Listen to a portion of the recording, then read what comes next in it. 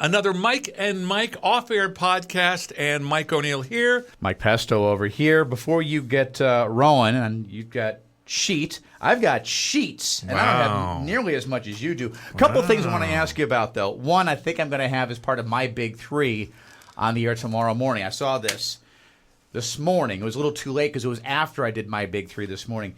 Any idea what the median cost of a home in California is right now? I'm sad to say I probably have a fair idea because it's just gone through the flipping roof. It has everywhere, but it seems California, maybe other than Hawaii. My kids are looking right now, and that's the thing. So I know what I know the realm they're shooting within. Okay. And I know it's crazy now. I mean, what I would have, hit right around 305 probably, but it's more like between 400,000 and 500,000 now, the median, from the top of the most extravagant to the average. If you were talking Valley, I would agree with you. However, I'm guessing if you throw in San Francisco, San Diego, that's into the millions. Long Beach, Orange County, the median cost from a home in California, $900,000. Holy mother. Ours did not cost that. All you can do is laugh. Now, I didn't see the breakdown for it, and I don't even know if they even give it, of what it is in the Valley. But, and you got to throw in 17-Mile Drive as well, and Pacific Grove, and that area too. And then there are some affluent parts of California that screwing up the curve. Literally, Pebble Beach. If you want to go to Pebble Beach, which is right next to Pacific Grove, unless you live in Pebble Beach, you have to pay to get into Pebble Beach. It's that exclusive of a neighborhood, town, what have you. Now, it's cool if you do that because they'll give you a map that you can go and kind of hit some of the landmarks and then see some of the homes there and literally see sheds that are going for $1.3 million. But, yeah, if you take all of that together, from a house in Lemon Cove to a house in Pebble Beach, median $900,000. Ouch! Not even on not even in a million years. Pardon the pun. Yeah, you're close to it with that. This I'm going to talk about tomorrow. I saw this yesterday. I want to ask you what your favorite color is because now there's this this psychologist that swears that she can tell you all about you just by your favorite color. The title of the article grabbed my attention. What does your favorite color say about your personality? So what I'm going to do is tomorrow morning, just going to ask that question and just say, hey, give me a call, 622-1449. Tell me what your favorite color is. I'll tell you what they say that says about you, and you tell me if it's accurate or not. So, Mike O'Neill, what's your favorite color? Probably. See, when I think of a favorite color, I don't know why, but I always think of like on a car because I don't I realize that a lot of my clothing is blue, and not just blue jeans, but blue shirts, blue for the most part. But when it comes to like, if I could go buy a brand new Chevy truck right now, it would be fire engine red. Absolutely. And I know all the things about how the police see that more and all that stuff, but the way I drive, nobody's stopping me. But complains my wife every single day. But probably for the most part, I'd have to say blue. Okay, even though if you're watching on YouTube, we appreciate it. Like and subscribe to our YouTube channel. You're blue head to toe today. Yeah. So, but you want to go with red. Red's probably my favorite. I just think there's something vibrant and amazing about that. There's just when I see a bright red, brand new Chevy truck or a GMC Sierra walk by, I'm like, God, that's gorgeous. All right, so here's what she says about red. Red is a bold, vibrant color that makes a real statement. Kind of like what you were saying. Red can be found in ripe fruits, blossoming flowers, signaling fertility or life. However, it's also the color of someone's cheeks when they're flushed, which can happen when they're feeling flirtatious, shy, or even upset. This is why the color red is often associated with words like passion, romance, anger, and aggression. All this to say, those who love the color red identify with wanting to be seen, attracting attention, boldness, assertiveness, and intensity.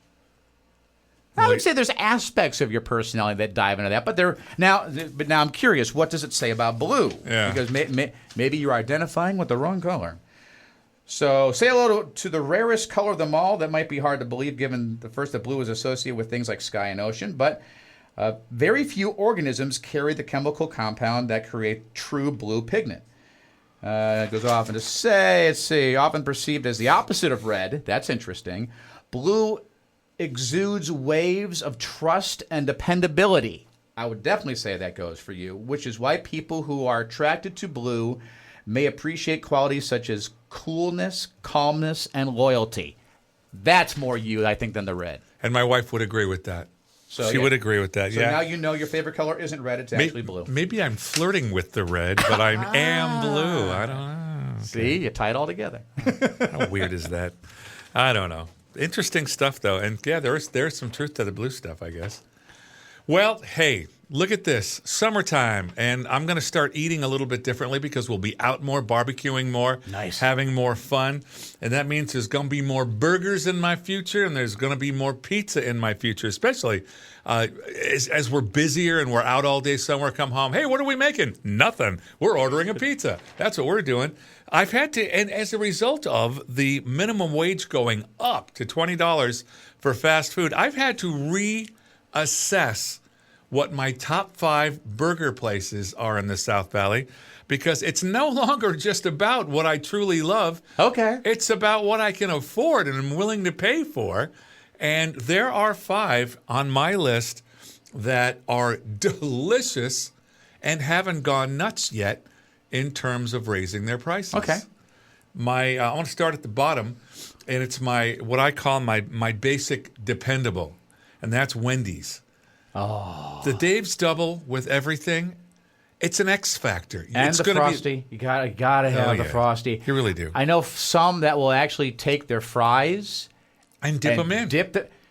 No, their fries are so good and so underrated. Whenever you talk about fry wars, you typically think of McDonald's and Burger King. Burger King and McDonald's. Wendy's, every once in a while, I don't know what they do with changing things up, but I would put their fries up against McDonald's, and they beat McDonald's. If for no other reason, there's a little bit more fry to their fries. Exactly. So I don't want to, and the Frosties are so good. That's two great tastes I want to keep separated because you have a fry, let that just marinate in your mouth for a little while, and then the Frosty, and then take a bite of the burger. Oh. Well, my next one is one of your favorites. I already know this. It's the Habit, the double char. Great fries also, but you're right. The Wendy's are probably better. My favorite fries are coming up next, but not yet. The Habit double char, that's a great burger. It's an X factor. It's not my favorite, but it's a good burger. There's no two ways about it. It's just a good burger. 3, now here's the thing. Red Robin, still so affordable. Now, you put Red Robin in the fast food category? Technically. Okay, because I know it's a restaurant. We've talked about this before. My defining characteristic of fast food is you got to have a drive-through. Now, if Red Robin ever adds a drive-through, ding, ding, ding, they're suddenly fast food. So, or for my wife, tip or no tip. Okay. This is a tip, so it's a restaurant. So I don't want. No, I'll say that. Hey, can we go to blah blah blah to eat? No, I don't want to pay a tip. No, honey, can we go to such and such and get this because I'm hungry and I want to get this? I don't want to pay a tip. All right, we're not communicating. Speaking of that, really quick, and just because you mentioned tips, I don't know if you saw the question that was up on Facebook Tuesday. I think I had it.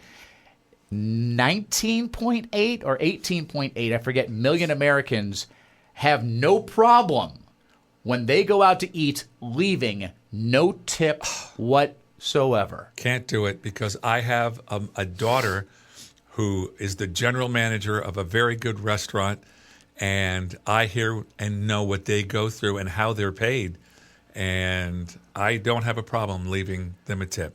Now, at any point in your life, going back to your college days or maybe even before that, have you ever been to a restaurant based on service, not based on you being a jerkwad about it, but based on the service you did not get, decided to not leave a tip? I'm a little bit like my son-in-law.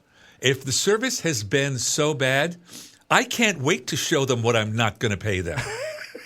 and make a point of it. I'm not just going to skulk out and, oh, no tip. No, I'm going to be like, here's my card. Notice the 0 where it says the tip line. Hey, the numbers match. They don't usually. Usually, it's because of the tip. It comes. No, these match because of you. And you and I don't match at all. I only remember doing that once when I was going to San Francisco State. There was a Denny's nearby, and service was terrible. And the way my mind works in a lot of situations is when someone is doing something that I wouldn't do, that I don't understand, I try to put myself in their mindset. So I convince myself, okay, this is someone that is used to students walking to Denny's. Students typically don't tip all that well, so why should I put in the effort? Why should I bust my ass making sure that these kids get everything they want when they want it, when they're probably not going to tip me anyway? I'm going to give them the service with the tip I think they're going to give me anyway. I would have tipped her, the 15 to 20%, but because she wasn't coming by filling up water and coffee, this was like 2 o'clock in the morning at Denny's, because she was almost going out of her way to give us bad service, I didn't tip anything. And I will say, someone else at the table, and I remember they did this, and I thought this was a bit of a jerk move, did the obligatory, and I'm sure you've seen this, unscrewing the salt and the pepper shakers, putting that on a flat surface. Oh, no, he didn't. Sliding it onto the table, and then basically leaving her a mess to clean up, in addition to getting no tip. Have a nice day, dear. Yeah, so that's a lesson learned right there. That's a lot of reasons why I remember that particular incident. Back to Red Robin. Those are my favorite fries. Those big steak fries. Those are something else for me. And I make it very, very easy for my waitress or waiter to understand how to get a 20% tip. I walk in, I meet them, Bob. Yeah, I'm my father now. And I say, Bob, it will be physically impossible to bring too many French fries to this table. And if you know how Red Robin do, they replenish constantly for you. And I just tell them that, and I can see, I get it. And if exactly that happens, if we get a ton of French fries and it's all good, then boom, 20% never fails. And by the way, the Monster Burger, I will have so good. Next time I go, I will have that for it. No sweet relish though. Ugh. I have my old morning show partner, John Young, who lives in Peoria, Illinois. I'm gonna when this pops up on YouTube, I'm gonna forward this to him. We used to go out to lunch after every show, because in addition to doing the show together, we were best of friends as well. And he came up with this brilliant idea, the Tip-O-Meter. You put it, and you could have it as an app now, because this is before they even had smartphones. Just how long we've been friends. Put it on the table and have it visible to the server, and have it start off at whatever you consider great service. And another thing that came across with that story about tipping is most Americans will never, ever tip more than 20%. That is a high ceiling. That is as high as they'll ever go. So whatever your ceiling is for great service, maybe it's 25%. You start off that Tip-O-Meter at 25% and it's on the table. And you make sure the server sees it. Say, that's a 25% right now. You keep up with the good service, it'll stay there. If I have to flag you down for water or refills on the fries, you're going to see that Tip-O-Meter drop. So every time you come over, you want to see that 25 or 20 or whatever your ceiling is. That way they know what they're gunning for from the moment you sit down at the table. I thought that idea was brilliant. They should build that app into the thing on the table that you pay on. It's the second like an Olive choice. Garden or what's the other restaurant that has it? So many restaurants. Chili's and there are so many restaurants that have that now. And anyway, okay, so now we're up to number 2. Okay. In-N-Out, it had to be there. And yes, secret menu, 3x3 animal style. Oh, such a good burger. But there is actually a better burger. See, I don't love their French fries. Now, before you move on to the number 1, I was going to ask you about the fries. I don't love their French fries. I eat them, but I don't love them. I like their fries. Don't love. I would still put Burger King, McDonald's, and Wendy's ahead of that. But they're a very close second, third, fourth when they're hot. Yeah, you never have to put salt on anybody's fries, but you do on In-N-Out. Yeah, the second they get to room temperature or colder, throw them out. It's like eating cardboard. Very much Don't do it. Yeah, not my favorite. And this is just me, but to this day, there is no better burger in the South Valley for me than at Good Times Cafe. Oh, okay. It's called the Dreamer. It's amazing. Bacon, mushrooms, Swiss cheese, Thousand Island sauce, so a nod to the old school. But this double burger, by the way, my son and I get it when we go. But we get one. And you split it. And we cut it in half because Okay. we got one each once, and we didn't eat for 2 days. And not only do you get this amazing hamburger, but they throw a shovelful of incredible French fries in there as well. And the service is great. The hours are great. They're fun to be around, and it's just a great restaurant. You ring the bell before you leave if you were happy. If you go to Good Times, you know what I'm talking about. They got great salads. It's a burger place my wife will go to. She doesn't eat meat. Great salads, so I can drag my wife along. You're coming, right? Yay, cool. So everybody's happy. All right. And if you haven't tried it, you got to try it. It's delicious. And their location now as well is right next to Cold Stone Oh, in Visalia. darn. So and I'm sure that Good Times has got some great desserts as well. But if you want to mix it up and go to Cold Stone, that way you're hitting some two great businesses. We literally do it every time. Okay. Every single time. Now, you didn't have Five Guys on there. Whenever I see these lists nationally, Five Guys is always 1, 2, or 3. Well, based on the reasons that I chose for these to be on the list, I bet you can guess why. Because I know you've been to Five Guys. Yeah. And you know the menu's a la carte. Yeah. It's expensive. We noticed that the first time we went there, my son went very, very, very hungry. And he eats a lot now. This was a year or so ago. Shortly after they opened, we went there because, again, I'd heard nothing but great things about him. So we went, and I'm like, do you have a loan application? Because Yeah. my son is still hungry, and I can't afford right now for another burger for him. So if we could do a layaway or something, that'd be phenomenal. Exactly. No, the peanuts, that was cool. The peanuts out of the bucket, you can have those. Yeah. But, oh my good Lord. I mean, and then the burger was nuts. It was so good. I mean, juicy all over my shirt. I had to throw the shirt away. But With your new criteria. yeah, the fact is I have a house payment, and so not so much Five Guys for that reason. I have to afford the times we head out. And I love my burgers, so I want to keep going to the ones that I like. Now, I know McDonald's didn't make your list, although because they increased their prices, again, in conjunction with minimum wage going up at fast food restaurants. Interesting thing happened, though, and I haven't seen this reflected. I can't remember the last time I went to McDonald's, is they raised their prices a lot at some locations. And their revenues went down because people just looked at the price and said, oh, I don't love Ronald McDonald that much to be paying that price.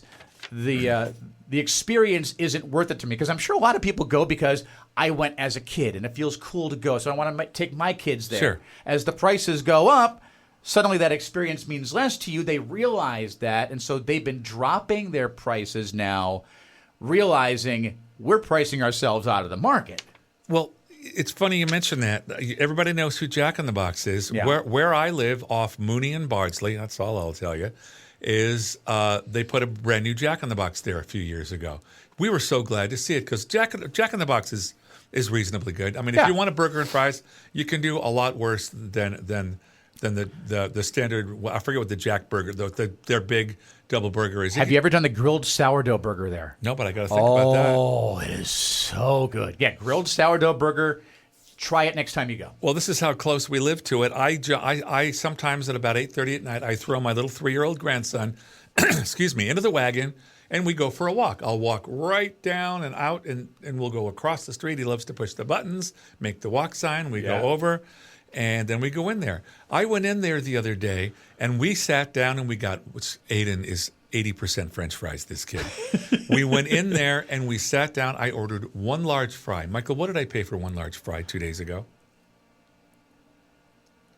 Let's see. One large fry. I will say $1.99. $5.30. For one $5 order of fries, large fries. and Wow. 30 cents. And something I noticed, since the wages went up and since they jacked the prices up, there's hardly cars in there anymore. It used to tie up that corner of Bardsley and Mooney. It's you can see the difference in the traffic that the prices and that this this thing has made, this $20 thing has made a difference on this industry. I can tell you that.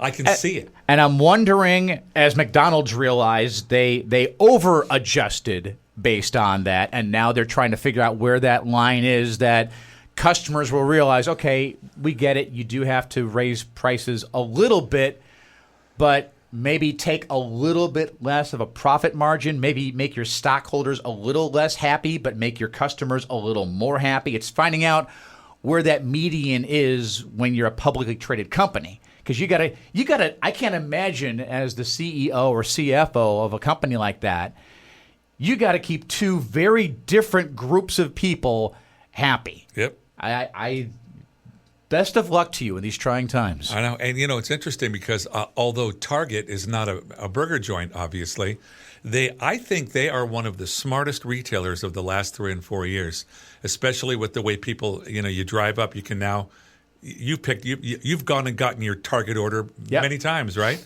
You tell them you're coming, you go there, you tell them what slip you're at, they come, they're nice as sugar, give it to you, and you're out the door. Well, even better than that, I think they're very, very smart. I just saw this on the Today Show yesterday.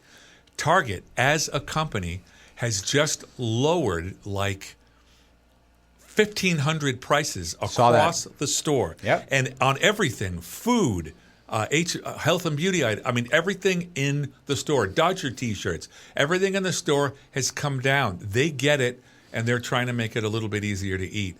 And I have a lot of respect for that.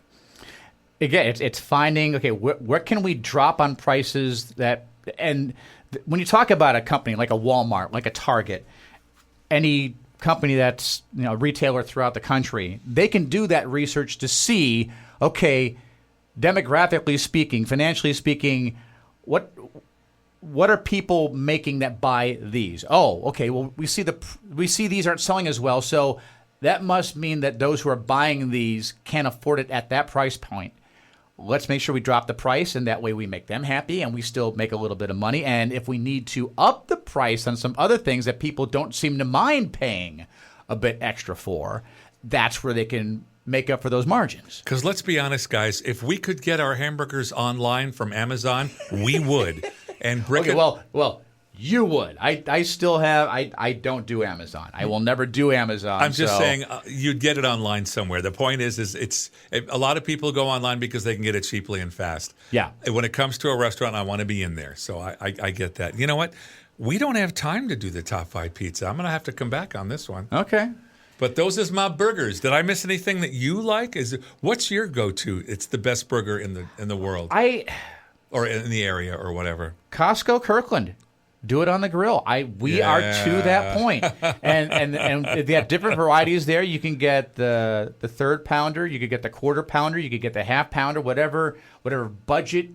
Literally last time I went to Target or Costco to get burgers, and I've mentioned this before, I always buy by the ounce. I looked for, of those 3 varieties, which was the cheapest by the ounce. Yeah. It turned out it was the quarter pounder. I'm like, there you go. I'll buy some cheese. I'll make cheeseburgers, toast the buns on the grill, get a little lettuce, a little ketchup. Did the barbecue. My daughter had a little pool party, so everybody had fun, homemade burgers.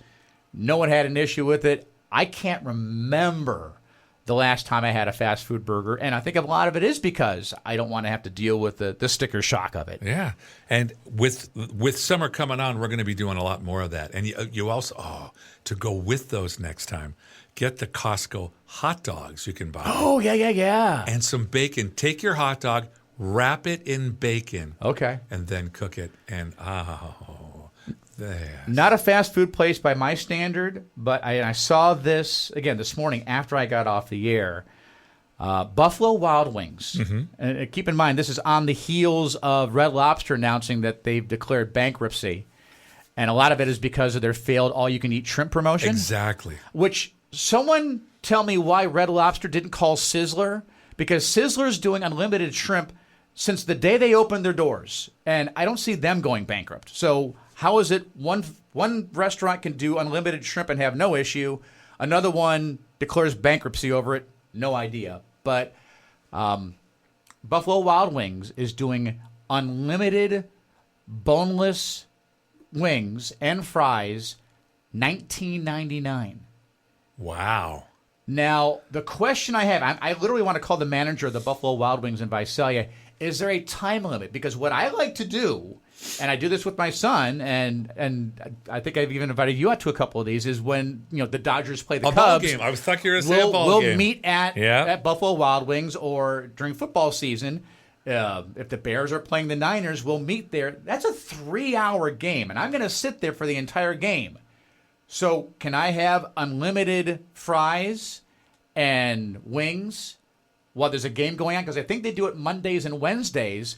Monday Night Football or baseball, they play every day of the week. That's right. Is there a time limit on this? I got to find out. Yeah, you get back to me on that, would you? I will.